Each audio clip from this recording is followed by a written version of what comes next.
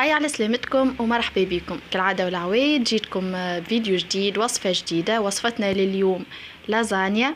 باش نعطيكم طريقتي أنا كيفاش باش نطيبها على نوعين. باش نعمل لازانيا باللحم المفروم، باش نعمل لازانيا بالسكالوب، على خاطر يعني في العائلة عندي بنتي صغيرة ما تاكلش اللحم المفروم.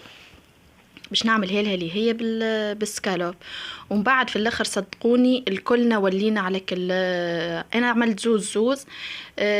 بصراحه عجبتني برشا برشا اللي بالسكالوب. ابن بالنسبه لي انا، راه كل واحد وراي، كل واحد وذوقه بالطبيعه.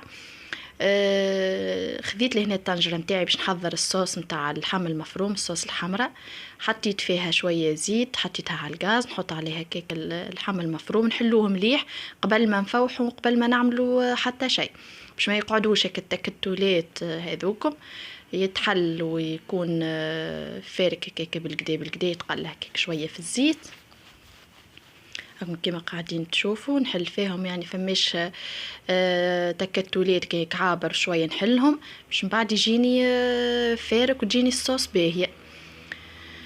لهنا بالنسبه للطماطم والهريسه العربي حاولت كيك نحلهم في شويه ماء خير من اللي نحطهم والزيت سخون يعود كيف هكاك. حليتهم مليح في الماء، ومن بعد حطيتهم نزيد نقليهم. حطيت معاهم فميكا ثوم، كليلو زعتر، تتفوح مليح، عريشات رند،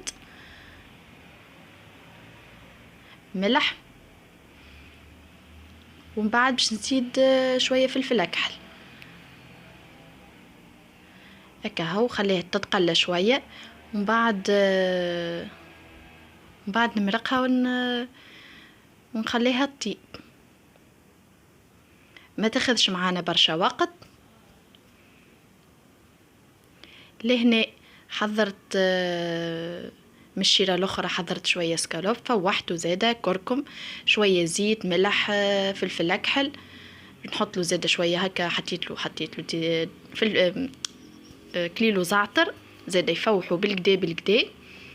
ننصحكم يعني حضروا فحاتكم بالاخص الكليل والزعتر باهين، يعودوا مرحيين، ولا يعني ترحيهم بالوقت. ديما حاجاتك موجودين عنا يعاونونا ويبنوا الماكله. والماكله راهي ديزاستيوس، يعني الناس الكل نجموا لي زانغريديون عند الناس الكل، اما لي زاستيوس هما اللي يفرقوا بين ماكله وتجي بنينه وماكله يعني ما تجيش بنينه. هما يحكموا فيها لي زاستيوس هذوما الصغار. يعني فما اللي ما يعطيهمش قيمه، كل ما تعطيهم انت قيمه كل ما يعطيوهم زاد البنه الماكله نتاعك. مش الشيره الاخرى هاو الكل مع بعضه. نربحوا الوقت باش نحضر صوص بشاميل، يعني نخلي الوقت شويه للصوص بتاع اللحم المفروم والسكالوبا وكتيب من غادي كيف كيف زاد هو ما ياخذش برشا وقت. نحضروا الصوص بشاميل نتاعنا. ذوبت الزبده، حطيت معاها الفارينه. الحق انا بلاش ميزان، بالعين قليل وين نستعملوا الميزان في الحاجات، يعني مثلا في جاتو ولا في ميزان متاع غريبه ولا بشكوت يمكن نستعملوا يعني حاجات كان.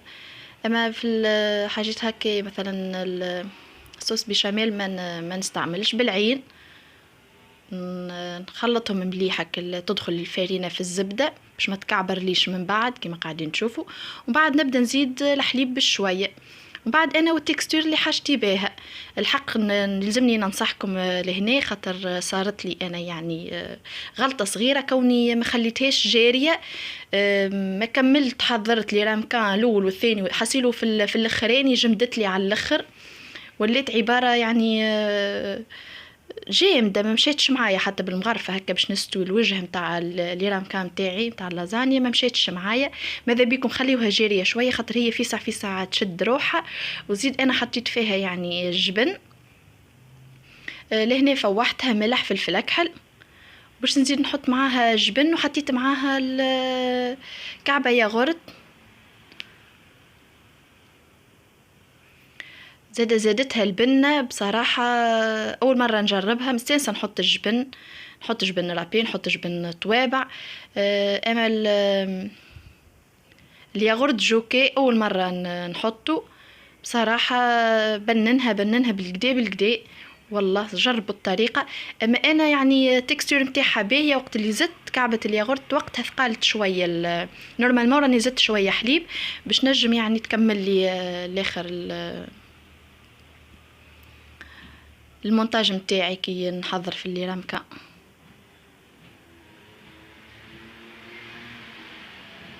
لهنا باش نبقى يعني لازم باش نبقى نحركها خاطر باش ما تكعبرش.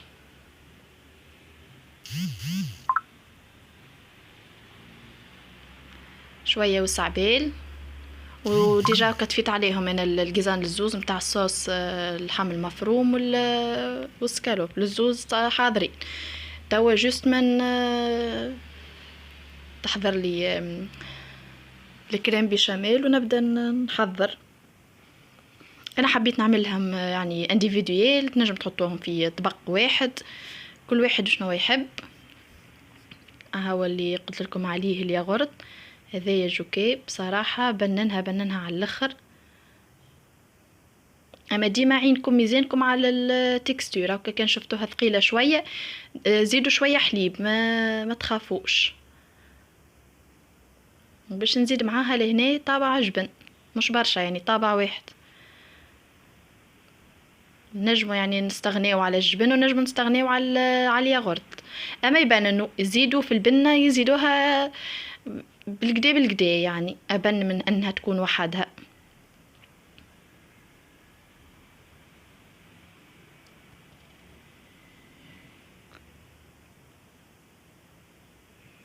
زدت لهنا رشه فلفل اكحل، ذقتها لقيتها يعني ناقصه شويه ملح وليت زدتها هكا باش نخلطها توا مليح مليح وبريسك طابت.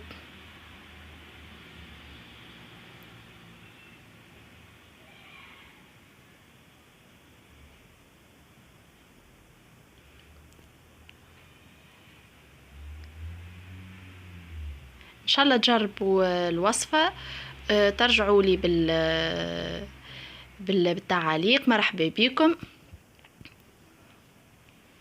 ما تنسونيش في اللايك في التعليق في المتابعه. نحاول اني نوفق يعني ديما يعني هكا نهبط فيديوهات. هاكا وريتكم لهنا التكستور نتاعها باش تشوفوها. سيبون لهنا حاضره.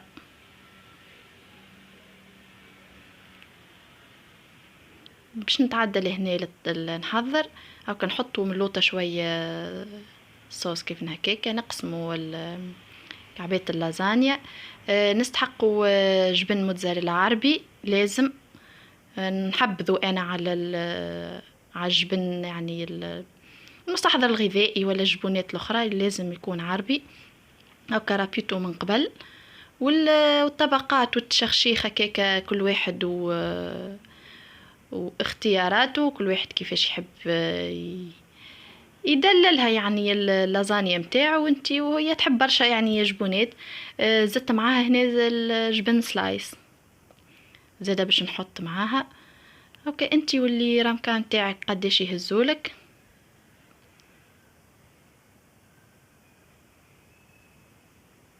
سهله صدقوني ما فيها حتى شيء. و تزيدوا معاها يعني هنا سليطه مثلا في رمضان سلطه وشويه شوربه، بلا متكامل. حتى يعني في الفطار بلا متكامل.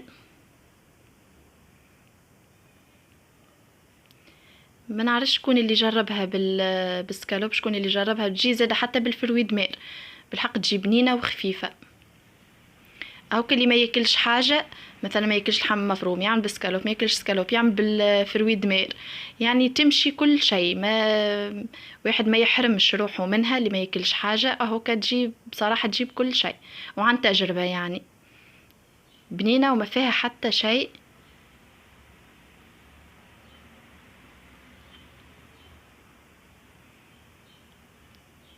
نزيدوا فوق منها هكاكا جبن موتزاريلا باش يعمل لك الجراتيناج.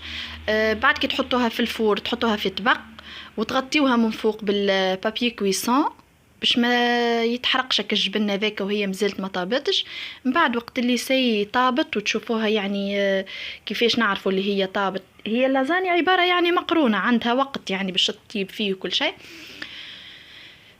طبق هكا نحسوه الكل اللي رمكان ولا الطبق اللي نحطوا فيه نحسوه كله عباره يغلي بقبق مليح مليح مليح، وهي تعود مغطيه بالبابي كويسون. يعني نتفقدوها نهزوا البابي كويسون نتفقدوها، ما تحطوش بابي الومنيوم ديريكت على الماكله، لا تحبوا تغطيوه من فوق بالبابي الومنيوم ميسالش. اما كان ما فماش تبقى بابي كويسون تكفي. هكا ومن بعديك تنحيوا البابي كويسون، طلعوا الطبق الفوق تخليوها يعني تعمل لك الجراتيناج وكالحموريه من فوق في الجبن. كاهو لهنا الطريقه الثانيه اللي بالسكالوب كيف نحطوا طبقه هكاك نتاع سكالوب، نزيدوا فوق منها. هنا حسيلو بناتي قلت لهم هذوما يعني بالاخص بنتي الصغيره تفننت هي قصت اللازانيا كيما حبت هي، قلت لها راهي نتاعك هذيا، قالت لي مالا انا ماما نقص اللازانيا، قلت لها ما يسالش حسيلو هيك قصتها طريفات صغيرين عباره واحد باش يعملها مقرونه ولا حاجه. حسيل ما فيها بس صغارتنا يشاركونا في الكوجينه ويخرجوا شويه من ضغط القرايه ونبدلوا الجو مع بعضنا.